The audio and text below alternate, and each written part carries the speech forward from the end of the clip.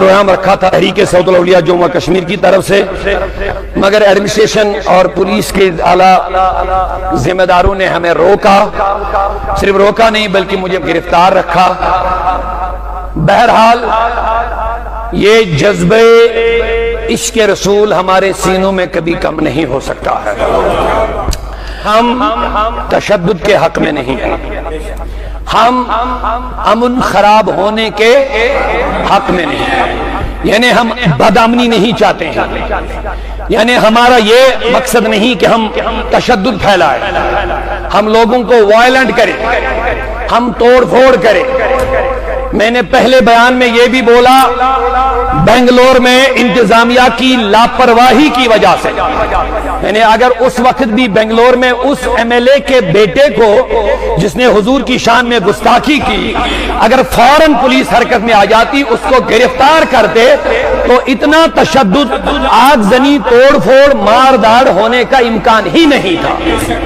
لیکن جب عوام کو لگتا ہے کہ انتظامیہ اس معاملے میں سنجیدہ نظر نہیں آ رہی ہے، ایم ایل اے کا دباؤ ہے یا کسی آفیسر کا دباؤ ہے، مگر اسی وجہ سے پھر عوام خود بخود وائلنٹ ہو رہے ہیں۔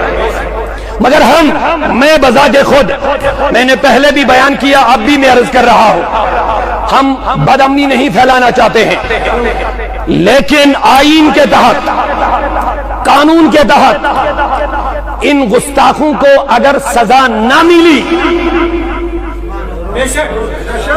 میں آپ کی تائید چاہتا ہوں حضور کی محبت میں، اگر ان گستاخوں کو لگام نہ لگائی گئی، اگر ان گستاخوں کو قانون اور آئین کے تحت سزا نہ ملی، ہمارے جذبات کو ٹھیس پہنچے گی، عوام کے غم و غصہ میں اضافہ ہو سکتا ہے۔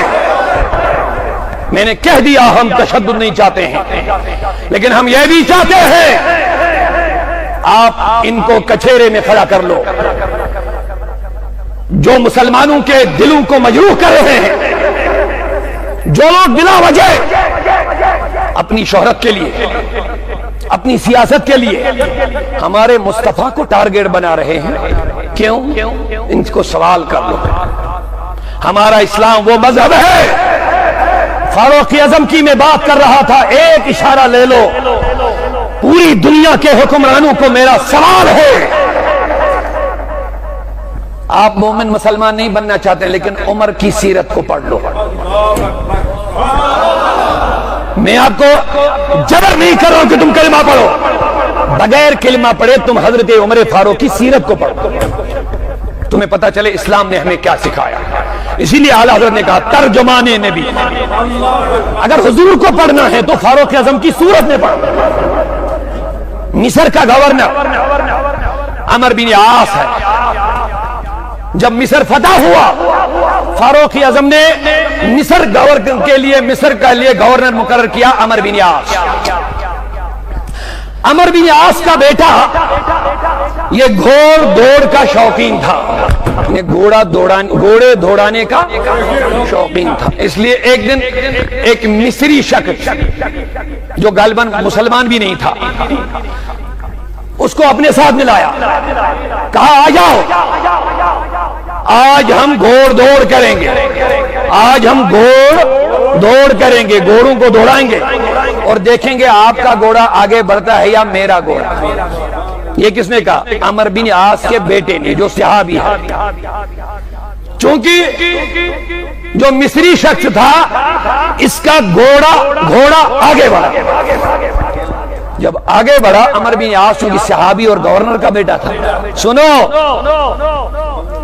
اس نے پیچھے سے، وہ درہ ہاتھ میں ہوتا ہے، کمچے، اس نے پیچھے سے اس کو مار دیا، اس مصری شخص کو پیچھے سے مار دیا اور کہا تمہیں کیسے جرت ہوئی کہ گورنر کے بیٹے کے آگے تو بڑھا؟ خذ ھذا انا ابن الاکرمین، میں بزرگوں کا بیٹا ہوں، میں بڑوں کا بیٹا ہوں۔ گیا زمانہ، لیکن امیر المومنین اس وقت فاروق اعظم تھے۔ یہ مصری سیدھے مدینہ گیا، بولو محبت سے بولو۔ फारूक आजम की बारगाह में अपनी अर्जी पेश की। कहा उमर मैं इंसाफ चाहता हूं। वाकया सुनाया, मेरा घोड़ा आगे गया, उसी ने घोड़ दौड़ के लिए कहा, उसको ये बर्दाश्त नहीं हुआ, उसको अपनी इज्जत के खिलाफ ये लगा, उसने धुरा मेरे शानों पे मार दिया, मेरे पीठ पर मार दिया, लिहाजा मुझे इंसाफ दे दीजिए। अब सुनिए बात, मेरी तरफ तवज्जो है। अब अदल की बात है, अब इंसाफ की बात है। इसीलिए आला हज़रत फरमाते हैं आज की कचहरियों को अदालत मत कहो, कचहरी कहो। अदालत उस जगह को कहते हैं जहां लोगों को इंसाफ मिले। जब इंसाफ नहीं तो ये जगह अदालत कहने के हकदार है ही नहीं। जब जस्टिस ही नहीं, तशद्दुद क्यों होते हैं, इख्तिलाफात क्यों होते हैं, फितने क्यों भड़कते हैं, फसाद क्यों बढ़ते हैं, कत्लो गारत क्यों बढ़ता है, इंसाफ खत्म हो गया। फरमाते हैं फारूक आजम ने ऑर्डर किया मिस्र के गवर्नर और उसके बेटे को हाजिर लाओ। गवर्नर सहाबी है, बेटा सहाबी है, बेटा गवर्नर का बेटा है, दोनों को कच्चे अदालत में खड़ा कर लिया और उस मिस्री को भी सामने लाया। जब तहकीकात की तो गवर्नर का बेटा अमर बिन आस रज़ियल्लाहु अन्हु का बेटा मुजरिम करार पाया। फारूक आजम ने दुर्रा उठा के मिस्री के हाथ में दिया, कहा आजा मिस्री, ये रसूलुल्लाह का तर्जमान उमर तुम्हें कह रहा है। कोई गवर्नर हो तो अपनी जगह, कोई बड़ा हो तो अपनी जगह, लेकिन इंसाफ के कचहरे में अदालत में जब खड़ा होगा यहां ऊंच और नीच का लिहाज नहीं होता है। यहां वही बोला जाता जो रब और मुस्तफा का मामला का कलाम और फरमान होता है। अपने सामने उसकी पीठ पर दुर्रा मरवाया और मदीने का मिस्र का गवर्नर अपने बेटे की पीठ पर दुर्रा पड़ रहा है, देख रहा है, एतराज नहीं कर रहा है। यह है इस्लाम।